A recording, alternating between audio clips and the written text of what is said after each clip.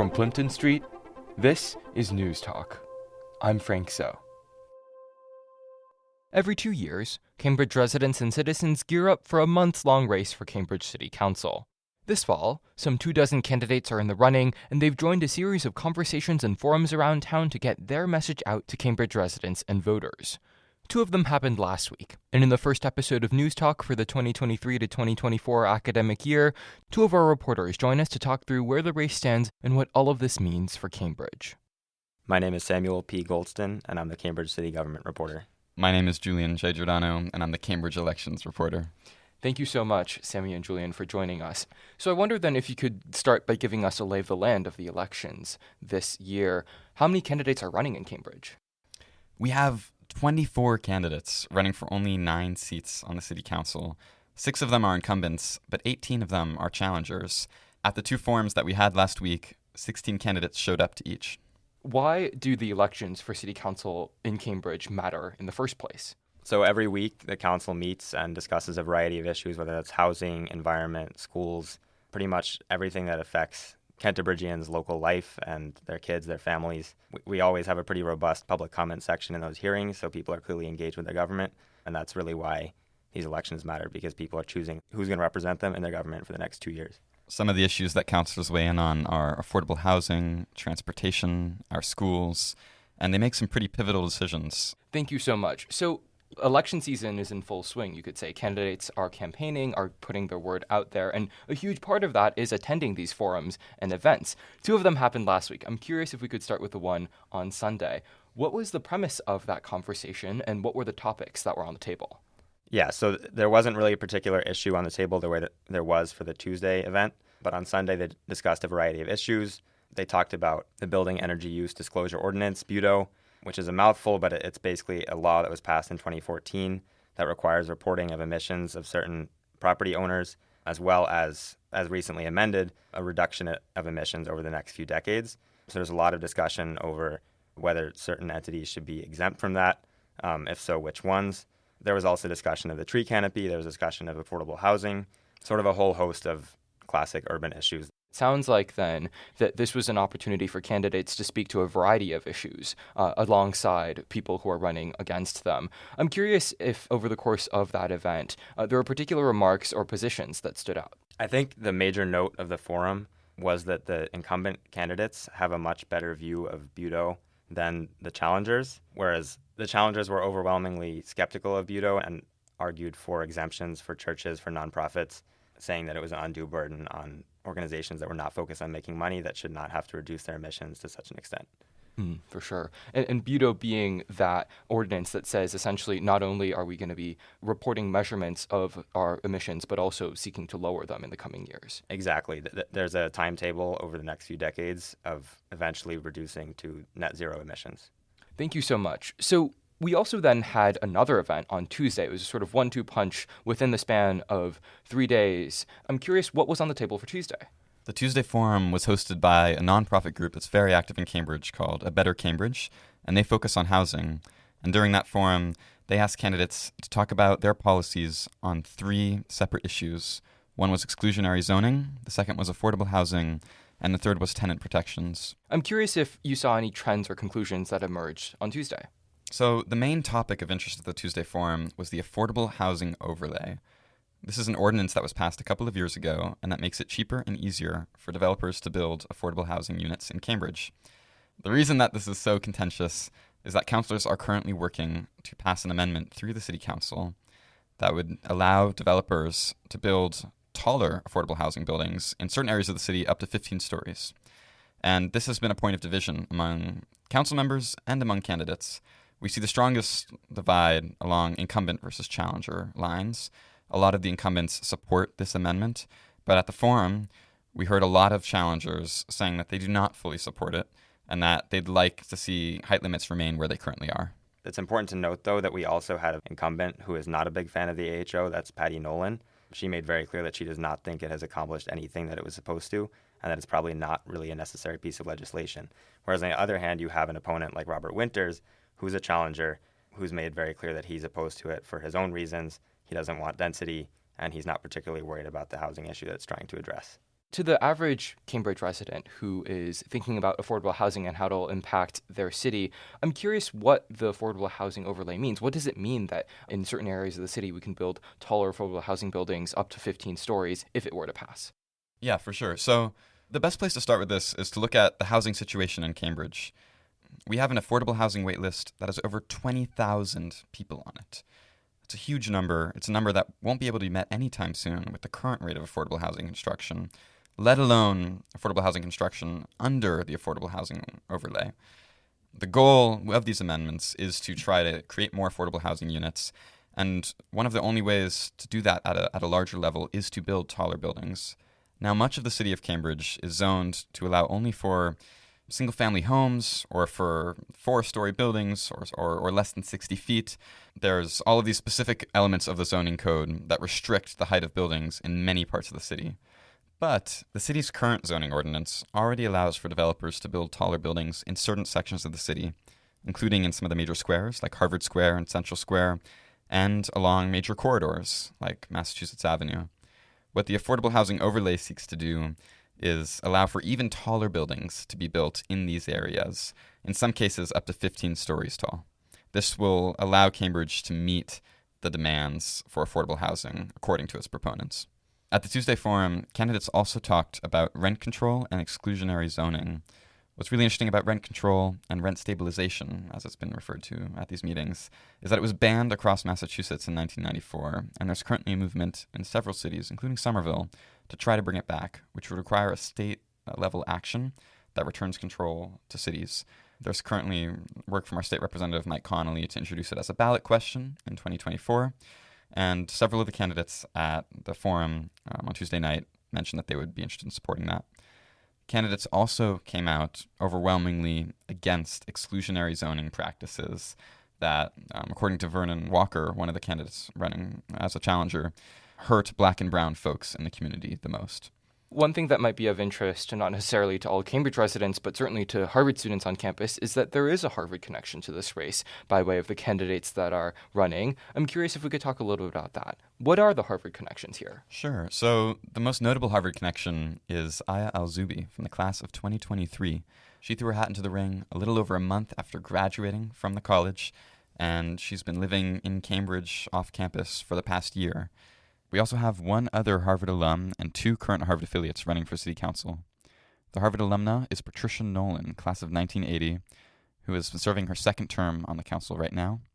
And the 2 Harvard affiliates are Peter Zhou, an instructor at the medical school, and Robert Winters, an instructor at the Harvard Extension School and Summer School, who's been involved in Cambridge government since the 1980s.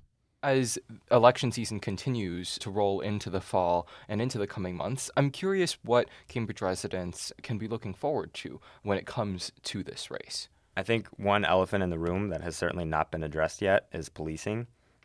We've got Sumbul Siddiqui, the current mayor. She's running for re-election. At the beginning of this year, she faced severe blowback in the aftermath of the killing of Syed Faisal by CPD, the Cambridge Police Department, and that has not yet been addressed in the race. So I think policing is definitely an issue that Canterburyans can look to hearing about further on in the race. Another issue that hasn't been discussed at too much length at the recent forums, but we can expect to be a big issue going forward, is transportation in Cambridge, particularly when it comes to biking and the creation of bike lanes and closures of, for example, Memorial Drive on the weekends for cyclists and pedestrians. We can also look forward to candidates talking about affordability of buses and traffic in Cambridge. These are all issues that have come up at the council in the past year and are issues that will be sure to separate candidates in the race. Thank you so much, Sammy and Julian, for joining us to talk about the forums as we continue to follow these elections. Thanks for having us. Thanks, Frank. At the end of the academic year, one of Harvard's longest-serving deans is stepping down following a series of public controversies. His name is Douglas W. Elmendorf, outgoing dean of the Harvard Kennedy School. In the past calendar year, hundreds of students have called for his resignation, even as some students and faculty continue to praise his leadership. As he prepares to leave, the Kennedy School and its students are left to wonder just what's coming next. 2 of our reporters join us now to talk through how all of this went down and where it's all going. My name is Asher J. Montgomery. I cover the Harvard Kennedy School and the Institute of Politics for the Crimson. My name is Thomas J. Mete, and I cover the Kennedy School and the IOP with Asher. Thank you so much, Asher and Thomas. So I'm curious if you could talk us through Dean Elmendorf's resignation in the first place. How did the news break, and how did students respond? The university president, Claudine Gay, announced on September 7th to the HKS or the Kennedy School affiliates that the dean would be stepping down. To my knowledge, like to all of the students that I talked to, this was a surprise to them. To a couple of faculty as well. Some of them didn't say if this surprised them or not, but it didn't not surprise anyone. Yeah, Dean Elmendorf had quite a rough semester in the spring. He faced calls for his resignation from students twice. The first time was about in early winter when he allegedly vetoed Kenneth Roth's fellowship to the Belfer Center over his views towards Israel. He was quite critical over their human rights violations, and there were allegations from Ken Roth to the dean that he had a pro-Israel tilt in the dean's office, which led to his fellowship being vetoed. So the dean ended up reversing his decision around Ken Roth, but there were still well over 300 signatures from students calling for Elmendorf's resignation. Ken Roth left for Princeton after their incident. In February this year, Elmendorf actually ended a research project that was led by misinformation expert Joan Donovan at the Shorenstein Center. And after this, Donovan departed the Kennedy School at the end of August to start a tenure track position at Boston University. So, when the news broke that he had ended this project and sort of like pushed her out of the Kennedy School, this also led to quite a few students and faculty to call for his resignation as well, as this was like the second time within just a few months that he had done something controversial. He also drove away the daughter of President John F. Kennedy. She was chair of the Senior Advisory Committee at the Institute of Politics, and she felt that Elmendorf kind of overstepped and overreached with his roles, exercising too much control over the IOP, and that kind of led to her departure. That was back in about 2020. So that feels like a huge flurry of events that's come, in the past few years that have plagued Elmendorf's tenure. How long has Elmendorf been the dean of the Harvard Kennedy School in the first place? He's been dean for 8 years, which is quite a long reign for a dean. He's one of the longest serving deans at the university right now. For sure. So how did students feel about the changes and the activities that Elmendorf had made as dean? They're kind of mixed, especially coming from the students. I talked to a couple of international students who felt his welcome to the Kennedy School for them was really inspiring.